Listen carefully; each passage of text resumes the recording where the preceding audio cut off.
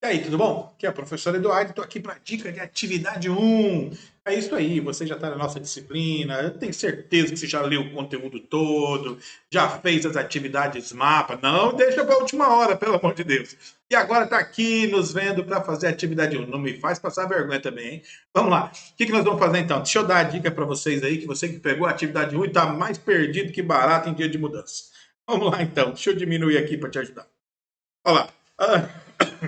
Primeiro tem um texto aí bem legal, tá? Um texto de uma doutora em sociologia, né? O nome dela é Glória Anzaldúa, tá? E ela tem uma proposta ótima de pensamento baseado. Ela faz bastante interdisciplinaridade. Ela é catedrática da área de cultura, né?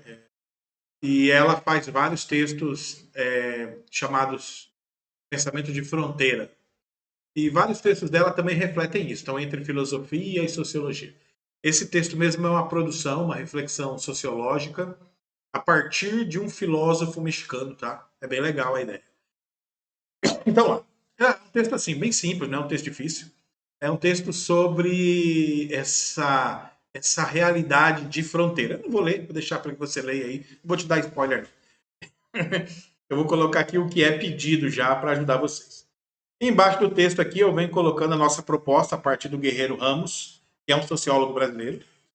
E o Guerreiro Ramos, ele tinha uma percepção bem crítica. E para mim, ele é o sociólogo da crítica e quer trazer essa percepção, a importância de desenvolver o senso crítico e como que isso aí é possível, principalmente numa realidade onde nós estamos aí mergulhados num mundo de estrangeirismos, né? Então aí fica a dica, inclusive para quem quiser aprofundar e pesquisar depois aí no Guerreiro Ramos, tá? E o que eu realmente peço aí dessa análise está aí, ó. Para essa atividade, analise o excerto 1, que é o texto da Glória Anzaldúa, e analisar já é um termo super complexo, tem 200 tipos de análise diferentes. Eu fico doido com o cara fala, estou fazendo uma análise sobre o texto. Aí eu logo pergunto, que análise está fazendo? Análise linguística, análise literária, análise contextual, análise gramatical? Tem 200 tipos de análise diferentes. Mas aqui a nossa análise, tá? Nós vamos dar a dica certinha de como vai fazer. É uma análise que vai usar um parâmetro da filosofia, que é a chave de leitura do dualismo. Então, analise o excerto 1 e identifique a sequência lógica do texto. Ou seja, quando você vai ler o texto, você vai ter que destacar o que? As premissas e a conclusão, tá? Então, você vai ter que destacar premissas, que são os argumentos. As premissas são sempre aquelas afirmações argumentando, tá? As inferências, que são as afirmações lógicas.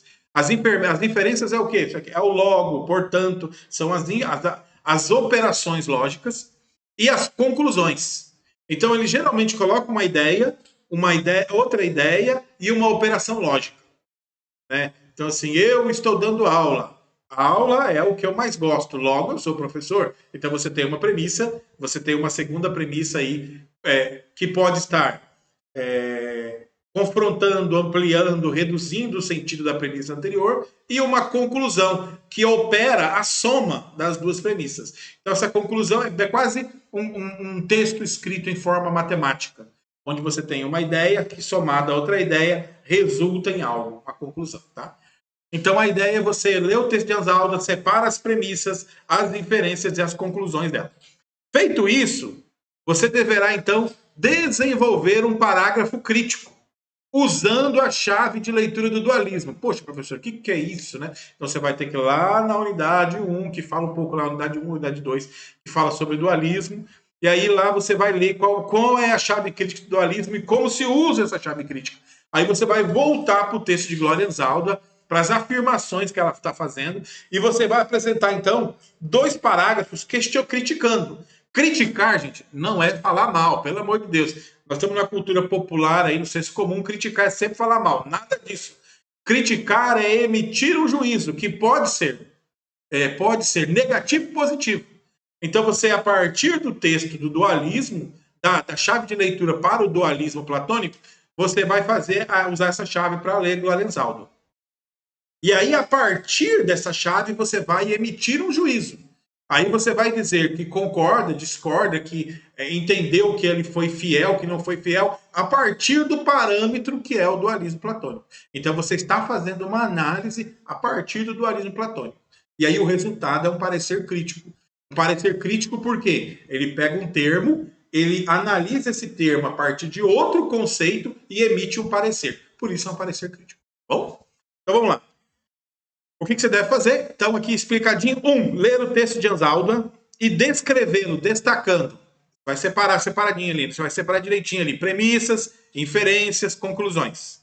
Depois, escrever um parágrafo crítico a partir da chave de leitura dualista. Ou você vai ter que ler na apostila, no livro aí, o termo, a chave de leitura dualista, entender como é que ela usa e ir lá para o texto da Anzalduan e emitir o parecer crítico sobre isso. E a quantidade de linhas aí mínima são 25 e máxima 30 linhas. É para você fazer isso. Dá para fazer tranquilo, tá? Você pode fazer por partes, ideia por ideia, fica aí a teu critério. Eu vou dar mais uma dica aí, eu vou ajudar mais um pouquinho você, para você não ficar desesperado. Meu Deus, o professor vai acabar com a gente. Não, não, não. O professor não está aqui para isso, não. O professor não é carrasco, né? Então vamos lá. Aqui está a ideia, né, que é a orientação de resposta. Então, aqui a provocação, o texto, tudo que eu pedi, né? Inclusive, o texto da Glória Anzalda, se você quiser baixar ele inteiro para ler o artigo, é ótimo, super recomendo, leia, tá? Embora, assim, o que eu quero é que você foque nesse parágrafo que eu coloquei para você. Então, o que você vai ter que fazer? Rapidinho, que tem que separar as premissas, separar o operador lógico, a conclusão que o texto dela apresenta. Não tem nada seu aqui nessa primeira parte. Nessa primeira parte, o importante é só o que Anzaldúa pensa. É ler o texto dela, destacar as premissas dela. Então assim, o que eu quero dizer com isso? Isso é muito importante que as pessoas leem o texto e não entendem, não sabem o que está acontecendo. Tá? Por que não consegue fazer um resumo? Por que não consegue fazer uma resenha? Porque quando vai fazer, mistura suas ideias com as ideias do autor. Não. Quando você vai fazer uma análise crítica, não interessa a sua opinião. Ok? Então, entendamos bem isso. Nós estamos falando de análise crítica, é diferente, eu sempre falo isso, né? Que é diferente uma análise crítica de cinema, uma análise crítica de restaurante, de uma análise crítica acadêmica. Uma análise crítica de cinema ou de restaurante é um lugar onde vai querer a sua opinião. Tá? Por exemplo, no restaurante eu quero a sua opinião. Por quê? Porque é totalmente subjetivo, é questão de gosto. Pode gostar, o outro pode não gostar, né? Pode ter uma ideia, pode não ter uma ideia. Isso é totalmente particular. Assistiu um filme, gostou? Por quê? Não gostou? Por quê? Então, é totalmente pessoal, particular, é opinativo. Em ciência, a opinião não interessa. Só interessa o que é provado e fundamentado. Sua opinião só tem valor se ela for justificada e fundamentada. Senão, não vale nada. Então, por que as pessoas confundem? Porque quando vai fazer uma resenha crítica, enfia um monte de opinião dela ali, não é para fazer isso. Então, na resenha crítica, aqui no nosso caso, na análise, você primeiro destaca o que você está analisando. Então, tem que destacar bem claro as ideias principais do autor. Onde estão as ideias principais do autor? De qualquer texto do universo? Nas premissas. Então, eu leio o texto e separo as premissas maiores. As premissas maiores são a ideia principal. Como é que eu leio um texto rápido, professor? Faço leitura dinâmica. Só fazer isso. Lê o texto destacando premissa. Onde está a premissa no texto? O cara escreve um parágrafo, todo parágrafo ele tem que pôr a premissa maior. Geralmente põe no começo. Por isso, quando a pessoa vai fazer leitura dinâmica, ela pega um livro e só lê as primeiras 3 linhas de cada parágrafo. Se você lê as primeiras 3 linhas de cada parágrafo, você está lendo as premissas do autor. Você vai ter a ideia principal, você não vai ter a argumentação. A argumentação são as outras linhas do parágrafo. E a conclusão, o desfecho. Tá? Então, isso aí é a construção de uma escrita lógica. Então, você consegue fazer isso. Mas no caso de Anzalda, eu quero que você leia o texto dela todo, é um texto pequeno, destaque as afirmações que ela produz no texto. Tá? A partir dessas afirmações, entenda quais são as premissas ali. E a partir dessas premissas, qual é o operador lógico e qual é a conclusão. Feito isso daí, você tem o primeiro tópico ali do que é pedido para você. Tá? Aqui já, né? Deixa eu colocar aqui. Então, ali, ó, o primeiro tópico é ler o texto dela e separar os argumentos. Então, isso já tem uma parte da tua nota. Segunda parte, então, você agora vai escrever um parágrafo crítico seu, mas não a sua opinião, a opinião da sua pesquisa. Então, você pesquisou onde? Você foi lá no livro, no tópico sobre dualismo, entendeu lá o que é a chave dualista e como usa. Então, agora você vai fazer uma avaliação do texto de Anzalda a partir desse dualismo.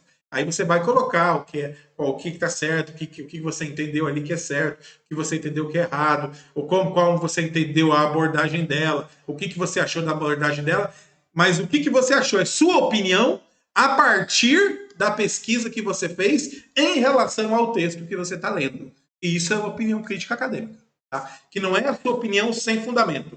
É a sua opinião fundamentada na tua pesquisa que vai emitir um parecer sobre o texto. E isso é o que você vai fazer, o parágrafo crítico. Tá? E aí a quantidade de linhas para que você o faça. Ficamos aqui então. Qualquer coisa vão estar na aula, os mediadores estão aí para ajudar. E não falta nas aulas, tá? Porque são as aulas que vão te dar um amparo para você conseguir fazer essa atividade legal. Te encontramos na sala de aula.